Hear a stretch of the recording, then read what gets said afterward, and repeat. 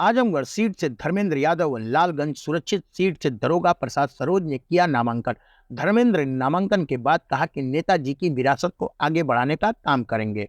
आजमगढ़ के कलेक्ट्रेट में समाजवादी पार्टी के आजमगढ़ से प्रत्याशी धर्मेंद्र यादव ने नामांकन किया, जबकि लालगंज सुरक्षित सीट दरोगा प्रसाद सरोज ने नामांकन किया। नामांकन करने के बाद बाहर आए धर्मेंद्र यादव ने कहा कि जिस प्रकार से आजमगढ़ की जनता ने अपने खून पसीने से सपा को 10 विधानसभा सीट से जिताने का काम किया था, उसी प्रकार से आजमगढ़ और लालगंज में भी उनको और दरोगा प्रसाद को लोकसभा में भेजने का काम करेंगे। धर्मेंद्र यादव ने आजमगढ़ से लड़ने का मौका मिलने को लेकर आजमगढ़ नेताओं के साथ पार्टी के राष्ट्रीय अध्यक्ष को भी धन्यवाद दिया।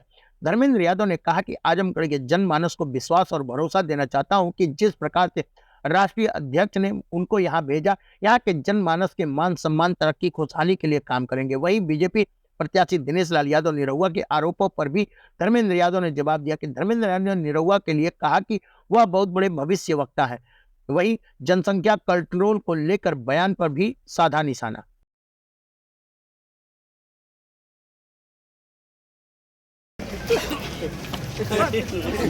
सामने वाले गेट से इधर से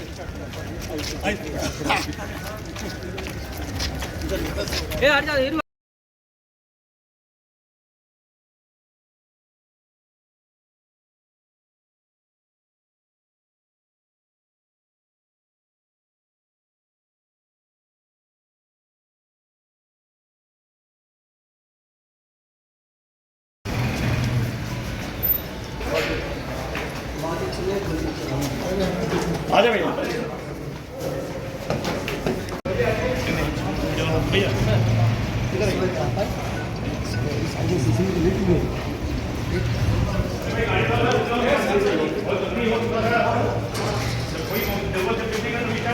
जो सुन लीजिए, पहले आज जो ये मौका मुझे मिला है, मैं सबसे पहले अपने नेता स्वर्गीय नेता को नमन करते हुए राष्ट्रीय अध्यक्ष जी को भी मैं धन्यवाद दूंगा कि ऐसे मौके पर जब देश विषम परिस्थिति में हो तो आदरणीय धर्मेंद्र यादव को भेज करके उन्होंने आजमगढ़ के मनोबल को बढ़ाने का काम किया है। कुछ समय के लिए टूट गया था यहाँ के कार्यकर्ताओं का दिल कि अपने महबूब नेता को हम नहीं जिता पाए, चाहे बेईमानी हुई चाहे जो भी बीजेपी सरकार में, लेकिन आज आजमगढ़ की जनता मन बना लिया है कितना ज़्यादा से ज़्यादा मैं वोट कर दूं, लबालब कर दूं कि आदरणीय धर्मेंद्र यादव का भी दिल खुश हो जाए और राष्ट्रीय अध्यक्ष जी का भी। सर, किस तरह का माहौल है? मैं बता दूं कि मैं पूरे उत्तर प्रदेश की मैं बात बता रहा हूं, पूर्वांचल की भी बात बता रहा हूं। ये चुनाव हम कैंडिडेट, हम जैसे लोग, हम लोग नहीं लड़ रहे हैं चुनाव, न आदरणीय धर्मेंद्र यादव जी लड़ रहे हैं चुनाव, न दरोगा सरोज लड़ रहे हैं, और कोई समाजवादी पार्टी इंडिया गठबंधन का चुनाव नहीं। चुनाव तो यहाँ की जनता लड़ रही है। हर वर्ग के लोग, इंडिया गठबंधन के लोग नहीं, हर वर्ग के लोग, अगड़ा हो, पिछड़ा हो, दलित हो, शोषित हो, माइनॉरिटी हो, सारा गांव, गरीब, किसान इस समय भ्रष्ट सरकार को उखाड़ने के लिए और बेईमान सरकार को फिर दिल्ली से उतारने के लिए झूठ बोलने वाले को इस बार जो है किनारे दिखाएगी। सबसे बड़ा मुद्दा महंगाई, बेरोजगारी, लाचारी, ये सब सारी चीज़, भ्रष्टाचार से लेकर के, अभी कोरोना की बात आप कर रहे थे, वैक्सीन की बात कर रहे थे, साहब पूछ लीजिए, मैं नहीं कह रहा हूँ, आदरणीय धर्मेंद्र यादव जी ने नहीं कहा है, ये जनता कह रही है कि वैक्सीन का ये असर है कि 20 साल का, 22 साल का, 24 का लड़का दवा नहीं कर पा रहा है और तब तक दम उसकी उखड़ जा रही है। ये है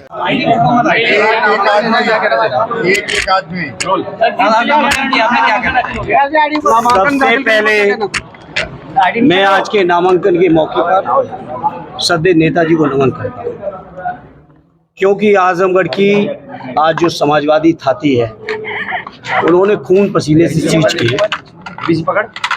आज आजमगढ़ की पार्टी में ऐसा बीज बोया है कि हमारे 10 के 10 साथी उत्तर प्रदेश की विधानसभा में हैं और आजमगढ़ की जनता का आशीर्वाद लेके हम दोनों ही साथी, सदर से मुझे और लालगंज से आदरणीय दरोगा सरोज जी को आजमगढ़ की जनता जरूर दिल्ली तक पहुंचाएगी। इस मौके पर मैं सबसे पहले राष्ट्रीय अध्यक्ष जी को धन्यवाद देता हूं, उन्होंने मौका दिया हमको, आदरणीय दरोगा भाई को, यहां से चुनाव लड़ने का, जनता की सेवा में आने का। साथ ही साथ मैं इस मौके पर अपने सभी सम्मानित पार्टी के नेताओं का, विधायकों का, संगठन के अध्यक्ष जी का, जमाली साहब का, सभी सम्मानित जितने भी हमारे आजमगढ़ के राजनीतिक साथी हैं, उन सभी का धन्यवाद देता हूं कि उन्होंने इच्छा जाहिर की और राष्ट्रीय अध्यक्ष जी से ये फैसला करवाया कि मुझे आजमगढ़ में आने का मौका दिया। सर, बीजेपी अभी रुक जाइए।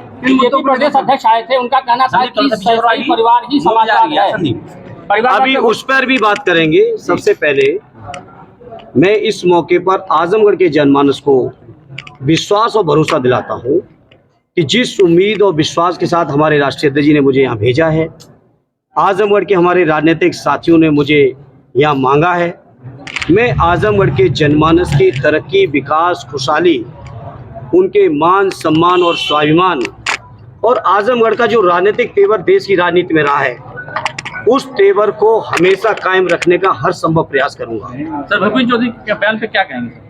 अभी तो आइए, इनके बयानों की क्या चिंता करनी है, बयान दे रहे हैं, बयानों के अलावा इन पे कुछ बचा नहीं। अच्छा, प्रत्याशी कह रहे थे कि जैसे आप यहाँ से हारेंगे, अखिलेश जी वहाँ से हारेंगे कन्नौज से, तब इनको यादवों की कदर होगी। देखिए, वो बहुत बड़े ज्योतिषी हैं और उनके बारे में हम कुछ नहीं कहेंगे। वो 19 के लोकसभा के चुनाव में ब्रह्मा जी को भी चुनौती दे रहे थे। वो बेरोजगारी घटाने के नित नए फार्मूले भी बता रहे थे। वो अपने गुरु के सामने, जो आप सबके माध्यम से वीडियो मुझे देखने का मौका मिला, उसमें भी कुछ आश्वस्त कर रहे थे। और वो जो गुरु के सामने सच कह रहे थे या निर्वाचन अधिकारी के सामने सच कह रहे थे, आज वो मौका है। उनका एफिडेविट आप लोग जरूर चेक कर लेना, मैंने तो अभी नहीं किया है। धर्मेंद्र जी, राजवंत रवन्ना को लेकर क्या कहना है? धर्मेंद्र जी, आप रहेंगे नहीं, ताला बंद रहेगा साल। राजवंत रवन्ना को लेकर क्या कहना है? राजवंत रवन्ना जो सेक्स स्कैंडल वाला, आवाज जो आपने लिया है, देखिए, वो मैंने आपसे कहा कि ये नेताजी के बनाए हुए रिश्ते हैं और उन रिश्तों की बुनियाद पर मुझे भी आज मौका पार्टी ने दिया है। मैंने शुरुआत में ही कहा कि इस क्षेत्र की जनता की हर संभव सेवा करने में, विकास में, तरक्की में, सुख में, दुख में, जहाँ कहीं भी मेरी ज़रूरत होगी, इस क्षेत्र के लोग मुझे अपने बीच पाएंगे। और इस बात का मैं आज जवाब दूं, कौन सच मानेगा, कौन झूठ बोलेगा, कौन क्या बात समझेगा, मैं इस बात पे नहीं जाता हूं। मैं अपने काम से ये चीज़ों का एहसास कराऊंगा। और आप सब में से अगर किसी के संपर्क बदायूं के लोगों के साथ हो तो वहाँ पे आप संपर्क करिएगा, पूछिएगा, जानकारी लीजिएगा मेरे बारे में। मैनपुरी में अगर आपके संपर्क हो वहाँ पूछिएगा, इलाहाबाद में अगर संपर्क हो आपके वहाँ पूछिएगा। इसलिए हम लोगों को नेताजी ने जनता के प्रति सेवा भाव, जनता के प्रति अपनापन, जनता के प्रति जज्बात के साथ राजनीति करना सिखाया है और उसी रास्ते पे हम लोग चल रहे हैं। धर्मेंद्र जी, आपसे मुकाबला नहीं है, बसपा से हमारा मुकाबला, आप तीसरे नंबर पे सेक्स स्कैंडल पर पकड़ा गया, इसमें क्या कहना है? मुकाबला इस बार जनता किसी से नहीं होने देगी। जनता एक तरफा इस बार दे रही है और आजमगढ़ तो समाजवादियों का पहले से गढ़ रहा है। जहां समाजवादी पार्टी गठन के बाद अब तक लोकसभा चुनाव नहीं भी जीत पाई पश्चिम की कुछ सीटों पर, वो सीटें भी इस बार समाजवादी पार्टी ऐतिहासिक जीत के आ रही है। और जब तक आजमगढ़ का ये 6ठे चरण का चुनाव आएगा, मैं समझता हूँ समाजवादी पार्टी, माननीय अखिलेश यादव और हमारे इंडिया गठबंधन के लिए आंधी होगी जब तक यहाँ की वोट की जरूरत वोट पड़ेंगे। अब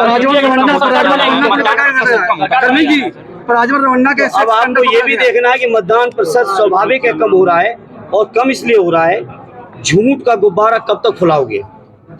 2 करोड़ रोजगार के वादे करने के बाद जहां आपको 20 करोड़ रोजगारों का हिसाब देना चाहिए था, क्या हिसाब दिया? महंगाई कम करने का दावा करने वालों को क्या हिसाब नहीं देना चाहिए था? क्या किया?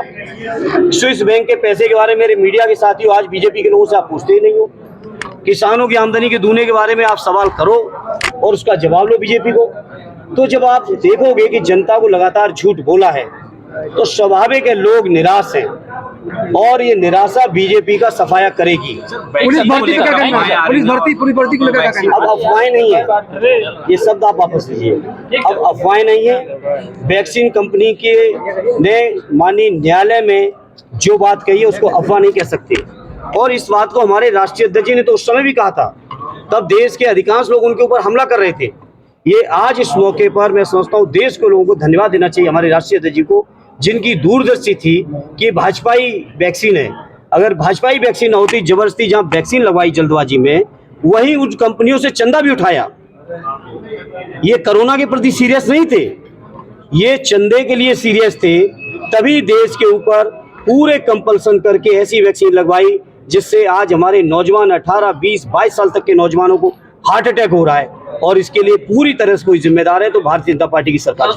धर्मेंद्र जी, एक बहुत बड़ा मामला जो प्रज्वल रेवन्ना का है। देखिए, इसके बारे में ज्यादा कुछ नहीं कहना चाहता। ये बीजेपी के लोग जो स्वच्छता की बात करते हैं उनसे बात करिए जाके। पुलिस भर्ती को लेकर क्या कहना है? पुलिस भर्ती से हमारे नौजवान निराश हैं, हताश हैं। 60 लाख नौजवान जिस परीक्षा में बैठे हो वो परीक्षा का पेपर लीक